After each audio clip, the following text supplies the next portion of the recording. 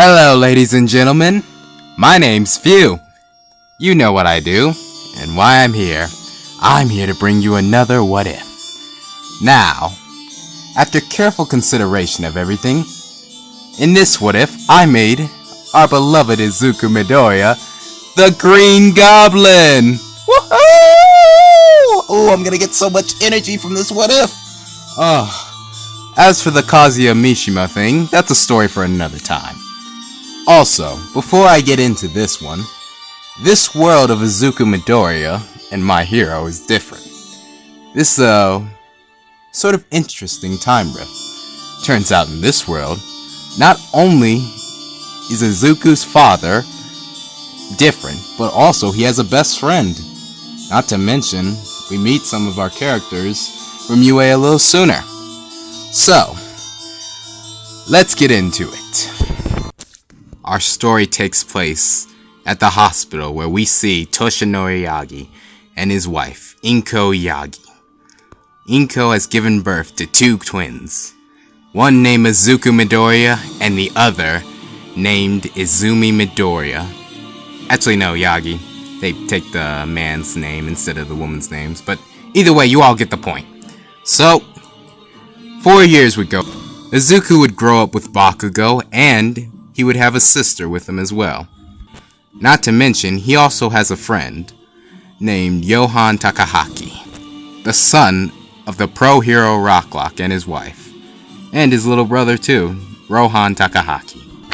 Now we cut back to the doctor's office 4 years later, where the doctor tells both Inko and Toshinori that their daughter has developed her quirk. It's the exact same as their mother's, but it is bound to be stronger. Way stronger, 20 times that fact. But we get into the topic of Izuku. The doctor would say that he was quirkless. Izuku, after hearing that, would be heartbroken. But he would still remember his favorite hero, All Might, and what he stands for. And he decides he'll still want to be a hero, even if he is quirkless. Coincidentally, on the same day, Johan would go to the doctor too, where he is told that he is quirkless as well. It's a shock to him, but he doesn't let that get him down. He's a nonchalant person, but he has a good heart. Both boys are quirkless, but they still desire to be heroes. They plan on being the first ever quirkless superheroes. But every day when they would claim they would be, they would always get attacked and then talked down to by Izumi, Bakugo, Tenya Ida, Momoyairoju, Kirishima, and Mina. Now the reason to this would be unclear by the boys, but Bakugo was the one who suggested this idea, saying that there'll be liabilities as pro-heroes, that they would easily be killed, so crushing them now would be a great way to stop them in the future. Now at first, everyone in the group is hesitant, especially Mina and Kirishima, but when they think about the long-term good this can do, they decide to go along with it. This would go on for 4 years until one day, Johan and Izuku would be saved by their favorite superhero, All Might, where here they would both ask the same question: can they be heroes without quirks? All Might would look at them and say that they can't. They're just not powerful enough. Without quirks, they'd be liabilities to everyone else out there. Now Izuku, when hearing this, he would get down and begin to cry, thinking not even their favorite superhero believes in them. Johan would be very upset with this, but he doesn't let that get him down. He tells Izuku, "Hey bro, look. They look down on us. They all look down on us, but we'll prove them wrong. We don't need quirks. We'll have support gear. We'll do everything to become heroes. We'll prove them all wrong. Bakugo, your sister, our parents, we'll prove them all wrong. We just need the devices to help us." Izuku, after hearing this, would pick himself up and say, "Yeah, you're right. We can do this without quirks. I mean, look at Eraserhead. He may be able to erase quirks, but still, he uses his own physical strength to take down villains. I mean, your dad, he can lock stuff in place, but he still uses his own physical strength. We just need gear, and we just need to train our bodies a little. Later on that day, the boys rescind their letters to UA and actually sent them to a new school. The school at Island Academy. A school that develops heavy support gear. A school that is perfect for the job that they want.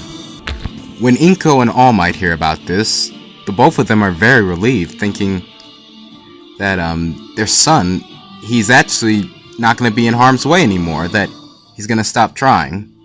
Now one thing, Izuku and Izumi, they don't know their dad's All Might. Inko knows, and she's the only one that knows, aside from the people who knew it first, like Nezu and Gran Torino.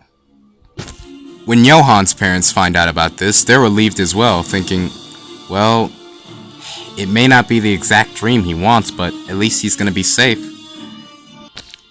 A month later, both the boys arrive at Island, where they catch up with Izuku's cousin, Melissa Shield. Then his uncle, David Shield, he's thrilled to have them. He knows how smart they both are and what they can do. Izuku would have a very happy interaction with his uncle, while Johan, this is his first time meeting both Mr. Shield and Melissa. He's taken aback by her beauty, and he pulls Izuku to the side saying, "Hey man, why didn't you tell me you had a cute cousin?" Izuku would just look at him and say, "You never asked." Now a month later, both boys would be experimenting at Island Academy, learning lots of multiple different ways of how to make support gear and everything, being exposed to all sorts of amazing laboratories and everything. Melissa would be the boys' tutors, and she would actually show them a project she was working on. A suit she made with 8 mechanical arms. Both boys are stunned, saying, "That's amazing. You made this all by yourself?" "Yeah. He gives me an extra hand." Then she would explain everything about the suit and the neural interface that keeps her from controlling the arms instead of it being the other way around. Both boys are inspired, thinking, if she can make this in her spare time, think about what we could make. 1 month later, Izuku and Johan have created a gas chamber. Both of them experimenting with serums that could unlock human potential, beyond just what quirks do. And now they're ready to run tests with it. Izuku is the first one in the machine, and he gets in, Johan starts up the machine, and then green gas would leak into the machine. Izuku would be feeling the effects of the serum they made. But then he would start shaking violently, and then just fall unconscious. Johan would immediately try to turn off the machine, but then it would start going haywire, and then the machine would just explode. The green gas would leak out onto Johan, he would start shaking violently, and then he's crushed by debris.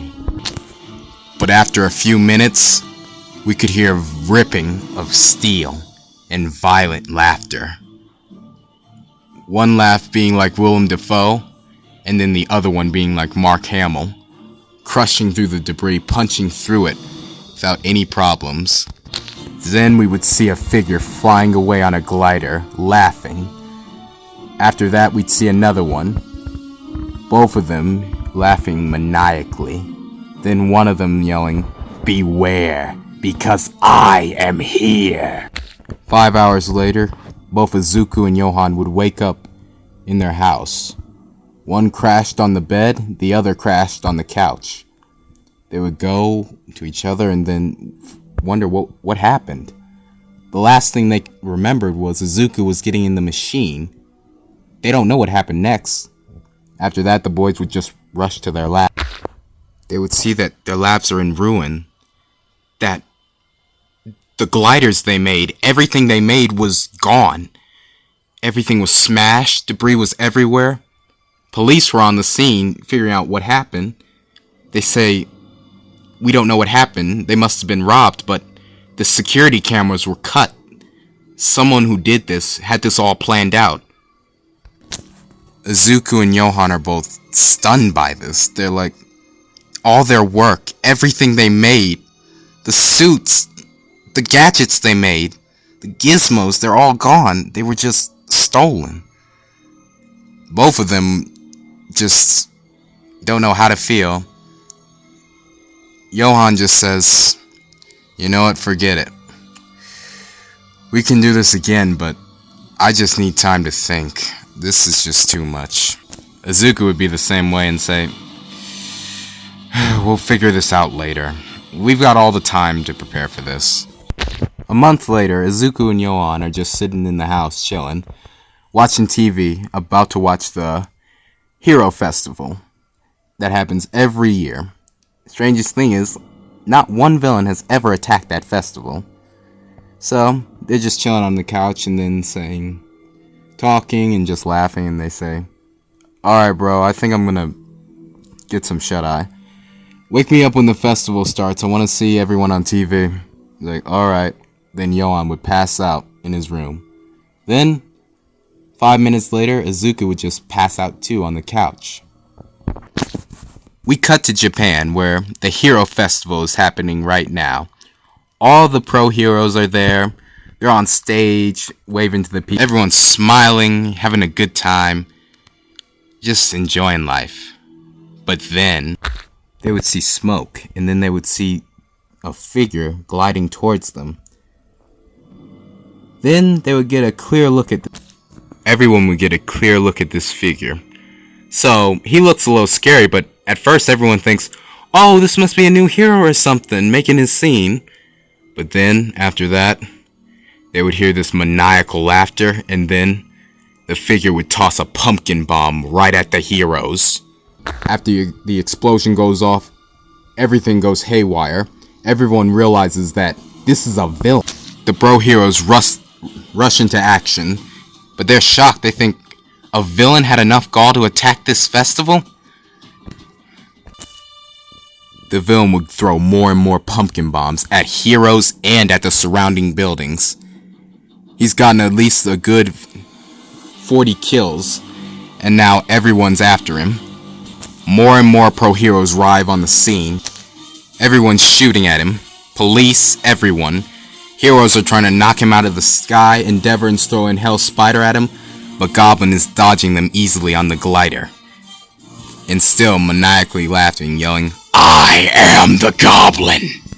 Then, after 5 minutes, the Goblin, he would throw another pumpkin bomb. This time, he threw it at one of the tallest buildings there.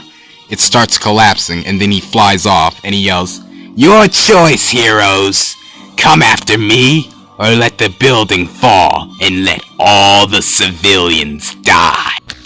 Now all the heroes would rush to the buildings, making sure civilians were okay. They would let the Goblin escape.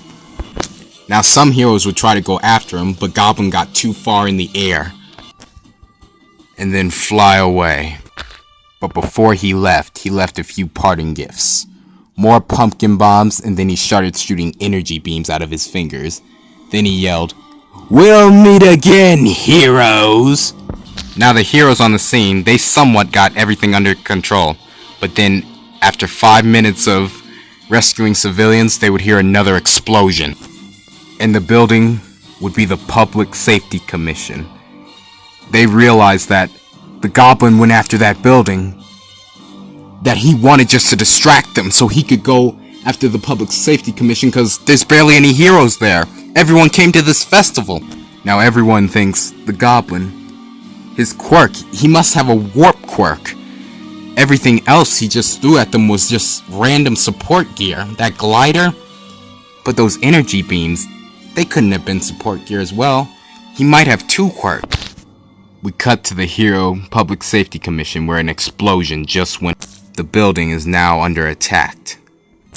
After that, a figure would fly in, dressed in orange on a glider, and said, hello everyone. I'm just here to take what I want for myself, like I always do. Security would come after him, but he would murder all of them with little to no effort. But he would spare one guard, tie him up. The guard would say, who are you? The figure would say, I am the Goblin. After that, the Goblin would say, and I've come to steal just a few of your files right here. I would go for your computer, but I'm more of an old-fashioned guy. After that, Hobgoblin took a few files off the records and off the books. After that, he'd knock the guard out. Okay, now that the guard thinks I stole files, let's go to what I'm really after.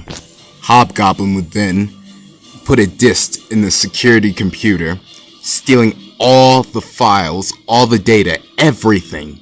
But then after that, he would put a little bug on it, making sure if it was ever updated, he would be notified, making sure he put it in a secret spot that no one would even think to look.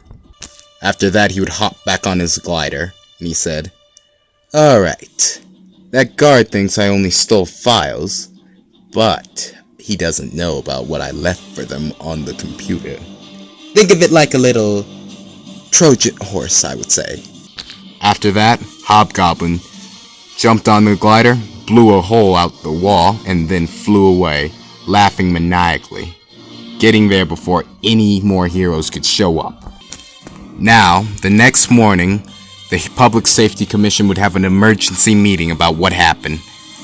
They would bring in the guard that was unconscious, and he would say that the man who did this, he had yellow eyes. I can't remember what he completely looks like. All I could remember was that face and those horrid eyes. He said he only stole files. He didn't go for the computer or anything. Now, the Public Safety Commission would do a full sweep of everything, but they don't find the Hobgoblin's device. Now, the heroes that were brought in, they would talk about the man who did this. They said, the guy who did this called himself the Goblin. The guard would say, yeah, that's the same guy who did this. He said his name was the Goblin. The heroes would think, so that's what his plan was. He must have had a warp quirk.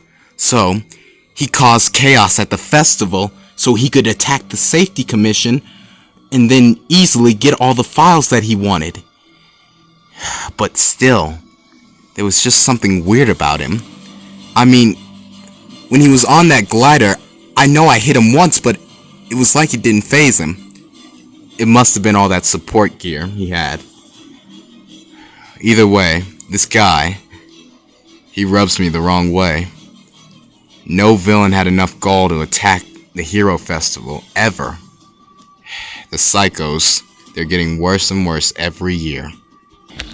Back at Izuku and Yohan's house, Yohan would wake up saying, "Hey bro, why didn't you wake me up for the festival?" He said, "Oh, I'm sorry, I must have fallen asleep myself. We missed it." After that, they would look on the news and see what happened. The news reporter saying, "Just today, earlier today at the festival, it was attacked by a man called the Goblin. He was on a glider." Then Izuku and Yohan would turn up the news and look at it easier. "Hey, wait a minute. That's our support gear. The man who stole our gear is the one who attacked the festival." After that, they would think, we gotta call the police.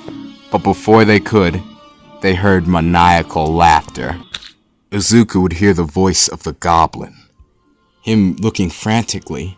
Yohan, first confused, saying, "Bro, what are you doing?" Izuku said, "There's someone in the house." He said, "Bro, there's no one." And then Yohan would hear the voice of the Hobgoblin laughing. Both of the boys would be scared and would be back to back, looking around, saying, "Who are you? Where are you?"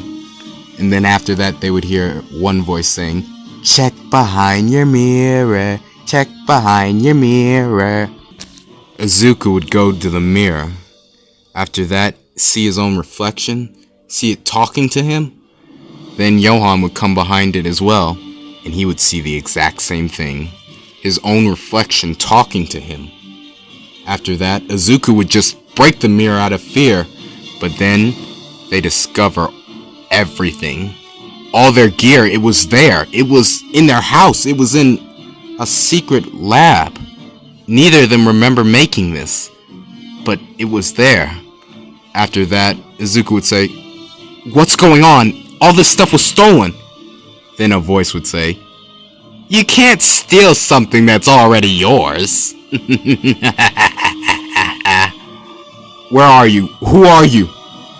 Well, my name is the Green Goblin, and my friend over there, well, our friend, my name's the Hobgoblin, and we were created by both of you.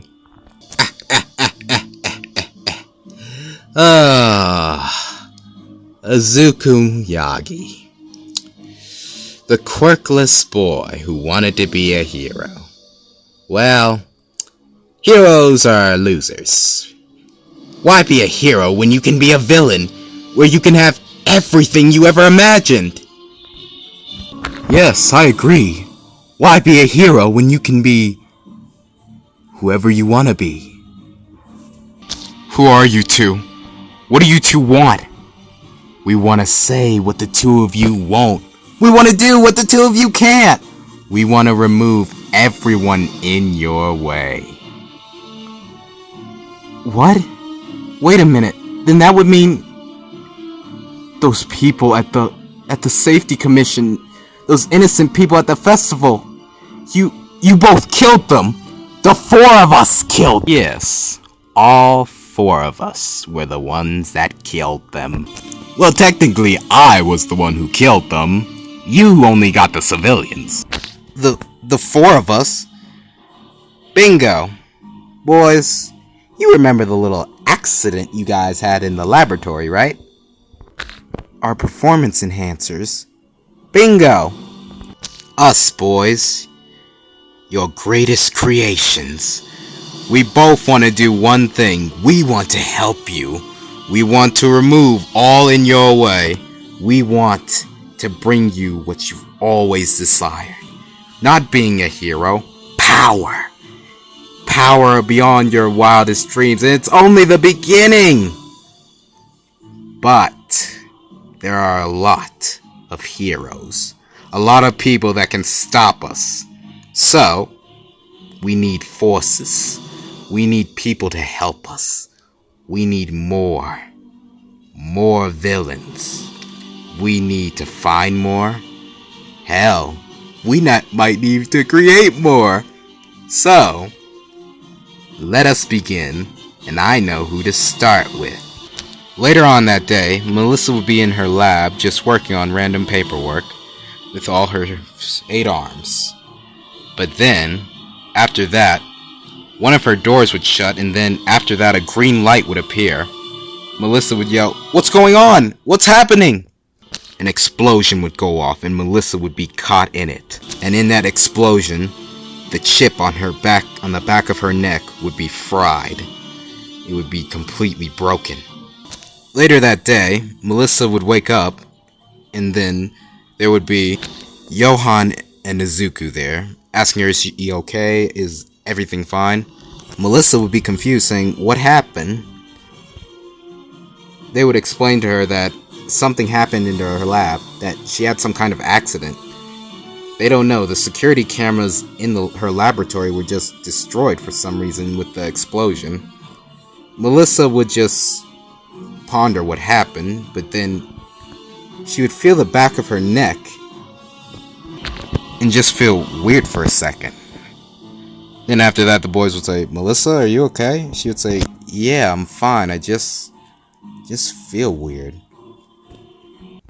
Then we cut to a bar where we see a young man and a weird cloud man talking, looking at TV. Kuragiri, that guy from the festival. Who is he? I actually have no idea, sir. But the media and everyone else is calling him the Goblin. Not only did he attack the festival, he attacked the safety commission as well. He stole some files. He's pretty talented. Maybe we should invite him to our league. I agree. Master. Yes, young Tomura. I think that this goblin fellow would be an amazing asset to our legion. I have to say, he's got guts, spirit, and the toughness to be a great villain. Well then, sooner or later, we'll bump into him, and we'll see what he has to say about us. After that, we cut to the park an hour later, where we see a man with both red and white hair looking at a pond, him saying, "Damn you, Endeavor. I hate you. You don't deserve to be a hero, and I'll never use this right side. I'll make sure I use her quirk to become the greatest hero. I won't use yours. You can bet on that." And that's where I'm leaving things off, ladies and gentlemen. What did you guys think of the What If? How do you feel about it? What do you think's gonna happen next? I already know, but I'm gonna keep all of you guessing. But just wonder, what is going to happen? Will the goblins join the League of Villains? What was that thing with that red and white haired boy? Why does he hate Endeavor so much? What's his deal? And Melissa, the control chip was fried. What is she gonna do? And the heroes, when will they find out that the goblin they're after are two separate people and not the same one? Either way, ladies and gentlemen, I'm Few, and I will be signing off. Either way, make sure to like and subscribe. It helps keep those pesky time patrollers off my back.